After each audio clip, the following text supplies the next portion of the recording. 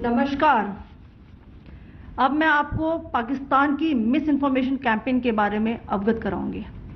पहला, पाकिस्तान ने यह क्लेम किया कि उसने अपने JF-17 से हमारे S-400 व ब्रह्मोस मिसाइल बेस को नुकसान पहुंचाया, जो कि बिल्कुल गलत है।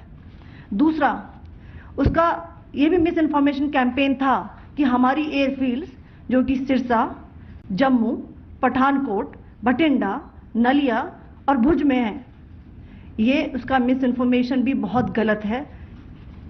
तीसरा, पाकिस्तान के मिस इन्फॉर्मेशन कैंपेन के मुताबिक हमारे एम्यूनिशन डंप्स जो चंडीगढ़ और बियास में है उसका डैमेज हुआ, यह भी बिल्कुल गलत है।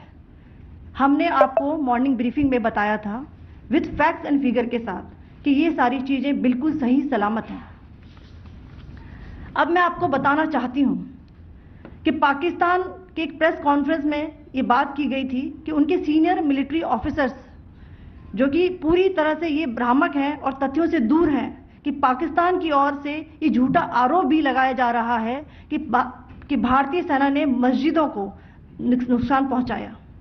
मैं इससे बिल्कुल स्पष्ट करना चाहती हूं कि India is a secular nation और हमारी सेना भारत के कॉन्स्टिट्यूशनल वैल्यूज की एक बहुत प्यारी झलक है।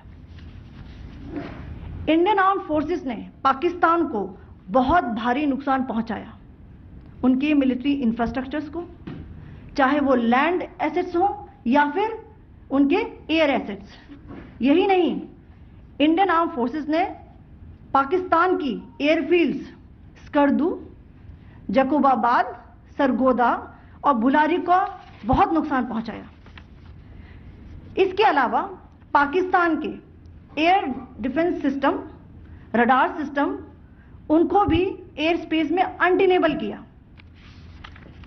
यह भी बताना चाहती हूं कि लाइन ऑफ कंट्रोल के पास पाकिस्तान के command and control logistic installations और उनके मिलिट्री इंफ्रास्ट्रक्चर्स, मिलिट्री पर्सनल्स का इतना भारी नुकसान हुआ कि पाकिस्तान की ऑफेंसिव व डिफेंसिव कैपेबिलिटी को नष्ट कर दिया गया।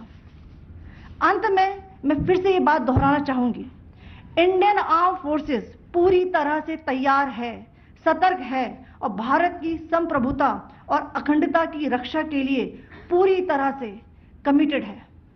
धन्यवाद। जय हिंद।